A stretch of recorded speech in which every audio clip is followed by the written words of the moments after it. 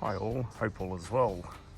Just want to do a quick update in regards to my solar cell, which is the solar desalination unit. What we've done in the previous video was I went ahead and removed all the water from the bottom jar, from the large jar. And the idea of that was to stop it from re-evaporating in the jar and reducing the capacity of the center jar to be evaporated. It keeps the atmosphere a lot drier, so the idea is to empty it daily. And by doing that, I was hoping to extract more moisture from the center jar. Now, I've had a chance to leave this for a single cycle. So that's 1 day of evaporation and 1 night of condensation. And as you can see there is a bit of moisture in it. So we're going to give that a measure to see exactly what we've got. Remove that center jar. Like so.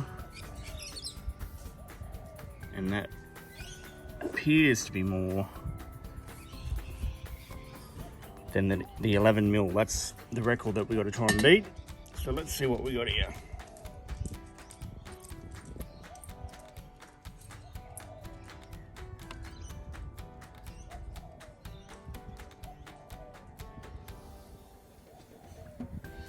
I'm also going to check the new unit I've done as well, which is a container unit, to see if we've got better results from that with the more surface area.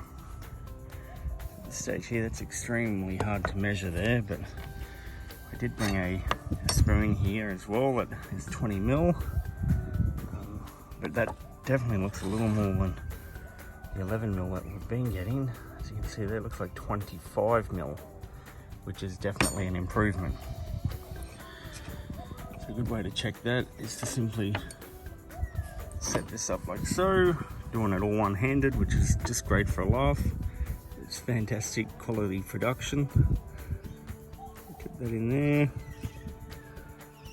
Okay, so that's 20 mil. So we got definitely more than the 11 mil. It looks like we may have doubled it, and there's still a little bit left in there as well. So what we might do is we'll tip that back into the jar for the time being. Get the remainder of the liquid out of it, set it up.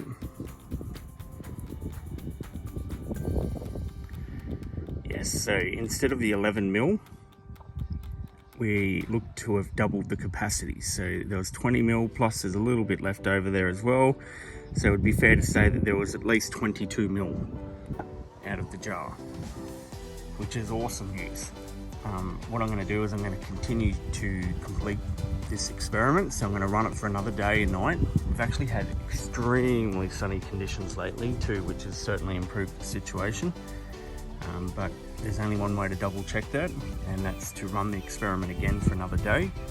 If I can do that, then I should see the same, if not similar results tomorrow morning. Just want to make sure. Yep, so we'll just tip that back into there. What I'll do though is before I reset this, I'll actually empty this jar out completely and we'll try again. Now the other experiment that I've been running, and this one is just not doing what it should be doing, that's for certain. So as you can see, this is the container version of it. It's the same principle. Instead of a center jar, you have the center container in there, as you can see, and it has more surface area.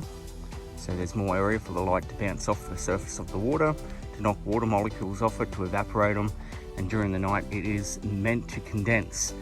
And I had some concerns when I initially set this up because the unit's not sealed. There's actually some gaps up underneath the lid here, and I was a bit concerned that perhaps the evaporation would escape from the jar, which means the atmosphere is escaping during the night. When it comes to condensing the atmosphere is no longer present, and I was losing out on the capacity to re-evaporate it, which means we're missing out on drinking water. So what we'll do is we're going to remove this. The problem is it's very dewy at the moment as well. So as you can see here, there is quite a bit of moisture already on the surface of this here, which makes it extremely hard to measure, because on the inside of it, that's where we're going to find our water.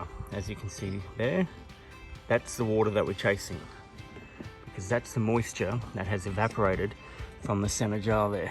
And the problem is, normally you could remove that, but we're not going to be able to remove it without getting the top stuff off the top there as well. But so I don't think this is working. This is a failed experiment. That's the only way to put it. You could flip it. Let's have a look here. Flip it over. If we're getting that moisture from the top of it, like, yeah, we're getting moisture, but it's not the moisture from the inside of the inside container. As you can see here, there is plenty of moisture. It's just extremely hard to collect, especially without getting mixed results from the moisture that's on the top of the lid, which, yeah, makes this experiment a failed experiment, unfortunately. And as such, I may look at improving it. Now, the only way I'm going to be able to improve this one is by sealing the unit up completely. There's a couple of ways I could do that. Putting like memory foam around the edge here, and then making sure it's a complete sealed fit.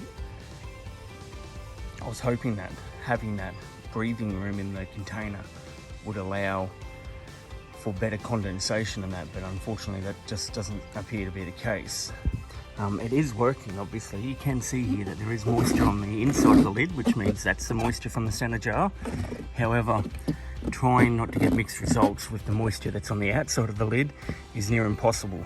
And if you can't record the results, it makes it almost pointless.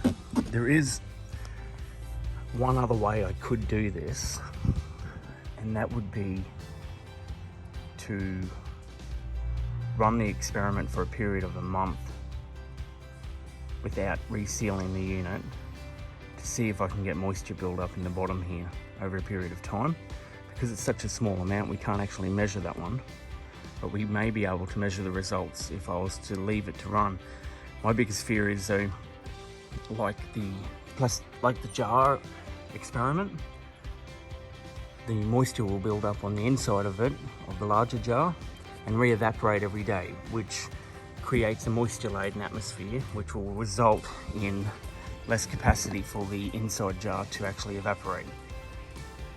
So I'm really going to have a serious think about this one and decide whether to continue with it or not. And that's it. That's our update for today. We dragged that one on a little bit longer than what I had planned, and it probably made little to no sense, but there it is. Cheers, bye. Now, another little update in regards to the solar D-cell. That's what I've decided to call it, because it's basically a solar desalination plant, and it's a solar cell, so D-cell it is, solar D-cell. What I'm going to do is I'm going to give it a good wipe out to get all the moisture out of the inside of the jar this time, and then I'm going to reset it. This will be the final time I do a recording on this, so obviously I'll reset it as it is by putting the jar back in, and we're going to give it one last cycle.